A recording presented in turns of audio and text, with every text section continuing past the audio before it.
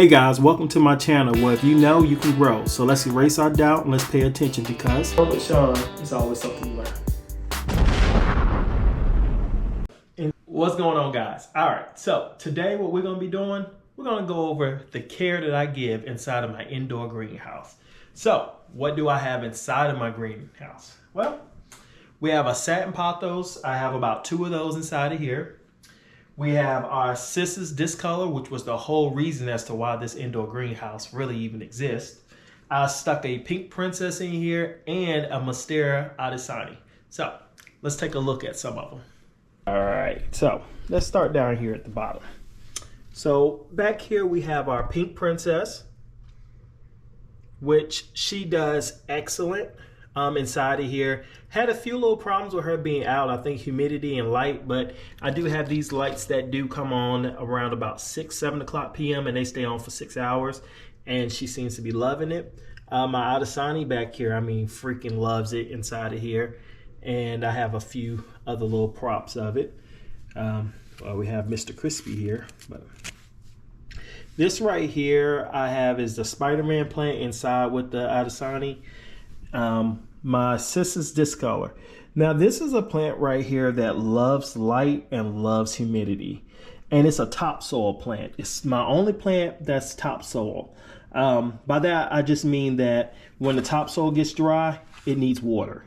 All the rest of my plants like to dry out. Not this one. It likes the soil to be moist at all times, not mushy, just moist. So if the top feels dry, it means it needs water. It's doing all right for right now. I run the humidity inside of here. I actually ran it all night by accident, but I run the humidity inside of here probably every other day, and it loves it. Right now, it still looks like it could use a little bit more.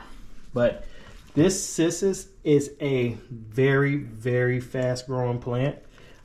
Once you see these right here, let me give it to you right here. Sorry. Once you see these little stems out here start reaching out, oh, it's over for it. It's going to grab whatever it can and it's going to grow and climb. So it has grown all the way from back here all the way up here. And back here is just a party all the way, you can see. Okay. So these are my satin pothos, my Discolor, my Adesanya, my Pink Princess, and that's pretty much all that we have growing in here for right now. Okay. All right, so let's get into it. My satin pothos. This is a plant that loves high humidity. The soil, it likes to be moist at all times. It does not like to dry out. When it does, you will start seeing a lot of yellowing. I used to have this plant outside in the plant room, and it died almost all the way. Not all of it. I was able to cut, and when I cut, these are the propagations of that. Look at the roots here, guys.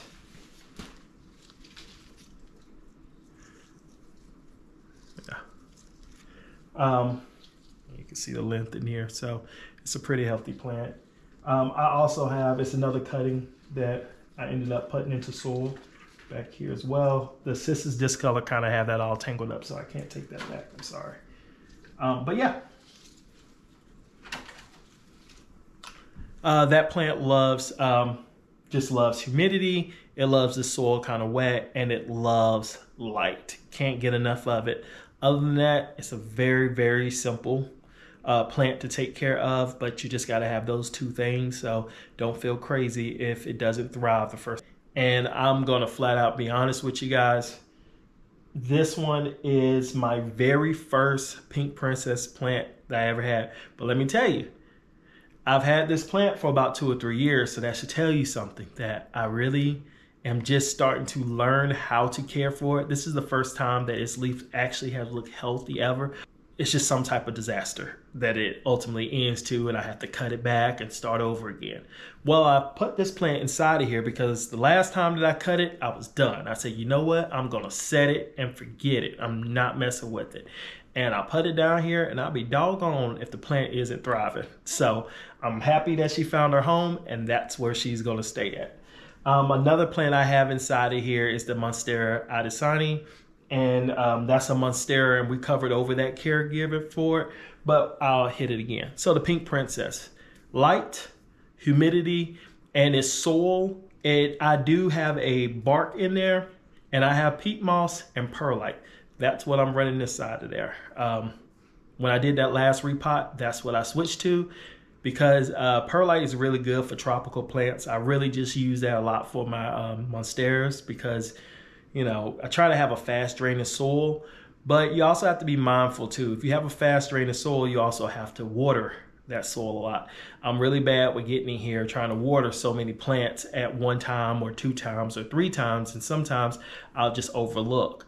So that peat moss allows it to hold an extra moisture for those 1 or 2 days, because at the end of the day, these plants like hybrids, they're picky, because they're philodendron, some of them are, some of the hybrids, but philodendron, for this sake, loves to dry out, but these don't love to dry out. So that's the happy balance that you have to, medium balance or whatever it is that you have to find with it. But so that's what's going on with that. Humidity, a lot of light, and soil. It likes to have a little bit of moisture in it, and that's my info on that. Next is the Monstera Adesani. This one to me is I don't know how to put it, but this is a difficult plant. Okay, so it is like the hardest Monstera plant to grow that I've ever owned.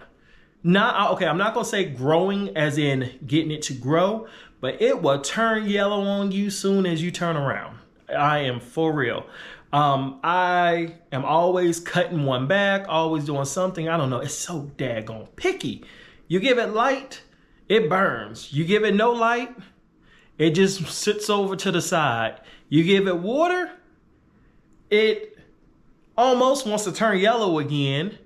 But then you give it no water, it wants to sulk. And I mean, well, wilt. And it wilts all the way down to the fact the leaves are so crisp to the point that when it gets water, it never fully fills out again. So it's a plant that requires daily, if not almost hourly, monitoring. So because of that, I would say stay away from that plant.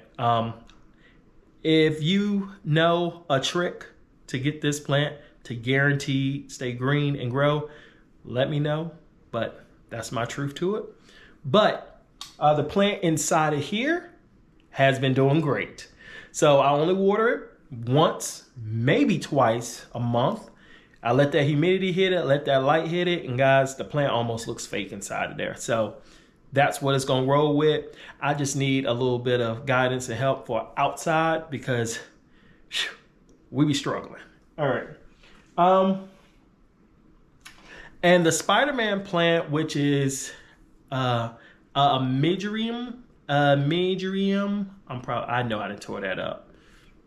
Don't go by that. Just put in Spider-Man plant, okay? So like a Monstera Adesani, the Mejoreum, or the Spider-Man plant, likes to have their soil be just a little bit damp, but not dry out completely. It's a slow grower, very, very slow grower, almost to the point you don't even notice it growing any until like maybe 1 month later, you're like, oh, it did grow. So it spends a lot of time pushing out that one leaf.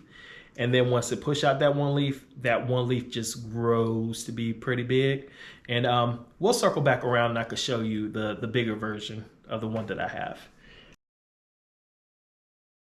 So guys, with that being said, I appreciate you taking the time to be here, because I know that you didn't need to be here and you didn't have to be here, but you just wanted to be here. So that means something to me. Anyway, as always, when you're growing with Sean, it's always something to learn.